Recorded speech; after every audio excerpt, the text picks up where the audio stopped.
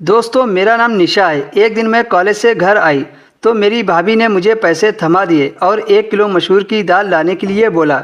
मैंने भाभी से पैसे लिए और अपने कमरे में कपड़े बदलने चली गई। कमरे में जाकर देखा तो मेरी छोटी बहन पूजा मेरी किताबें पढ़ रही थी। मुझे कमरे में देखकर वह चौंक गई। फिर वह किताब लेकर तुरंत कमरे से बाहर निकल गई।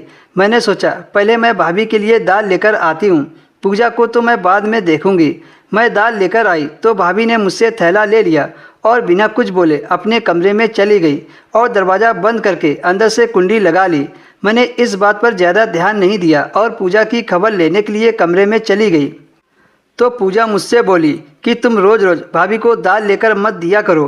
पूजा की यह बात सुनकर मैं हैरान रह गई कि वो ऐसा क्यों कह रही है। फिर मैंने पूजा से कहा, तुम ऐसा क्यों बोल रही हो? तो पूजा ने मेरे कानों में एक ऐसी बात कही जिसे सुनकर मैं सन्न रह गई। फिर मैंने पूजा से कहा कि तुम यह बात भैया को मत बताना, मैं खुद भाभी की इस हरकत को नज़र रखूंगी।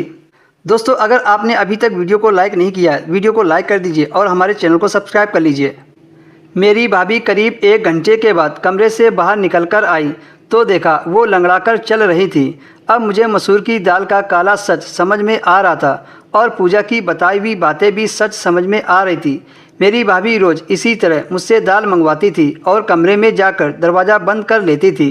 फिर कुछ देर बाद जब बाहर निकलती तो लंगड़ाती भी बाहर आती थी और जब मैं दाल के बारे में पूछती तो कहती थी कि मैंने खा ली। मुझे इस बात की बड़ी हैरानी होती थी कि कोई 1 किलो दाल कैसे खा सकता है, वो भी बिना पकाए। मेरी तो कुछ समझ में नहीं आ रहा था कि आखिर मेरी भाभी दाल के साथ क्या करती थी। मैं यह देखकर चुप हो जाती थी।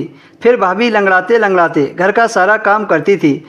फिर भाभी ने अचानक से पूछा कि पूजा कहाँ गई है? मैंने कहा वो छत पर गई है। यह सुनकर भाभी के चेहरे का रंग फीका पड़ गया। फिर भाभी लंगड़ाती हुई छत पर जाने लगी। भाभी को छत पर गए काफ़ी देर हो गई थी। मुझे कुछ उन पर शक हुआ कि आखिर भाभी ऐसा क्यों करती हैं। पूजा के छत पर जाते ही वो भी छत पर क्यों चली जाती हैं। फिर मैं भी उन दोनों की बातें सुनने के लिए छत पर चली गई। सीढ़ियों से चढ़ते समय मुझे भाभी की आवाज़ सुनाई देने लगी।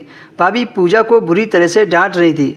पूजा की रोने की आवाज़ आ रही थी। मेरा दिल अपनी बहन के लिए टूट सा गया था। मैं छत पर पहुंची तो भाभी मुझे देखकर पूजा को गले से लगाने लगी और प्यार से बोली, रो मत, सब ठीक हो जाएगा। भाभी ने पूजा के आंसू पोंछ दिए। खैर, मैंने अपनी बहन से ज़्यादा पूछताछ नहीं की। एक दिन फिर से मेरी भाभी ने मुझसे मसूर की दाल मंगवाई, पर आज मैंने प्लान बना लिया था और मैं ये जानना चाहती थी कि आखिर मेरी भाभी बंद कमरे में मूंग की दाल का क्या करती हैं। उस दिन मैंने अपनी बहन पूजा को अपना सारा प्लान समझा दिया कि मैं भाभी को किसी बहाने से कमरे से बाहर बुला लूँगी और फिर तुम देखना कि भाभी दाल के साथ क्या करती हैं।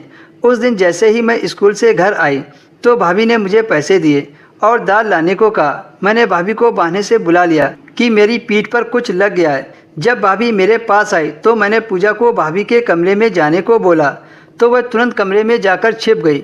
फिर मैंने भाभी को दाल लाकर दे दी और वो कमरे में चली गई। करीब 1 घंटा बाद जब वह बाहर निकली तो पूजा भी बाहर आ गई।